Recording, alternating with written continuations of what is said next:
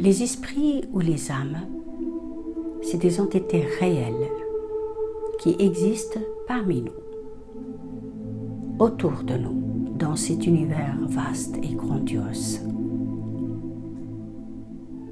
C'est des entités réelles concrètes qui peuplent les mondes aux dimensions spirituelles, comme les êtres concrets de notre monde matériel qui peuplent les mondes aux dimensions physiques. Il y en a d'innombrables espèces, groupes structurés, de nature et de niveaux différents. Certaines espèces, comme par exemple l'âme céleste, donc l'âme de l'être humain, revêtent provisoirement un corps physique. D'autres, non, absolument pas.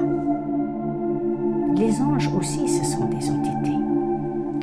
Au sein de ces dimensions spirituelles, règne une atmosphère de paix et d'amour. Cette paix et cet amour viennent d'un Créateur qui impose ses propres lois. Ces populations ainsi que les mondes dans lesquels ils vivent sont rigoureusement structurés, hiérarchisés et obéissant à des lois précises, toujours venant de Dieu. Lorsque l'on vient d'activer ses facultés sensorielles comme la médiumnité, la clairvoyance, ainsi de suite, voulant entrer en contact avec ces esprits, eh bien, on peut savoir qu'on va franchir une zone de danger, car ces esprits, ou certains de ces esprits malveillants, se font un plaisir d'éprouver l'homme. Et sans la maturité de l'âme, de ce médium ou de ce clairvoyant, sans l'éveil de son âme, sans l'aide divine aussi, il ne sortira pas indemne, d'où le grand danger.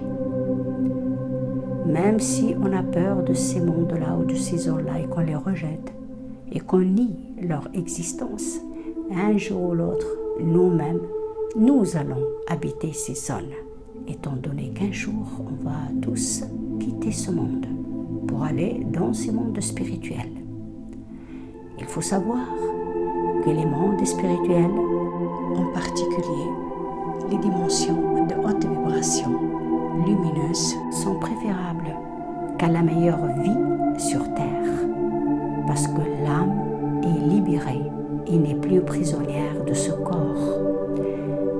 Les mondes spirituels sont de plus en plus sublimes et sont de plus en plus lumineux, et au fur et à mesure que l'on s'élève à des niveaux supérieurs, et ce jusqu'à l'inimaginable.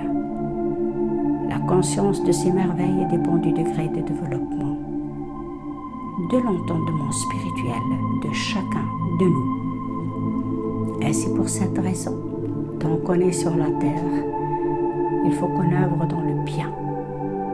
Il faut qu'on avance pour qu'un jour, on prépare un meilleur avenir dans la dimension spirituelle et qui sera notre dernière demeure pour rejoindre l'absolu.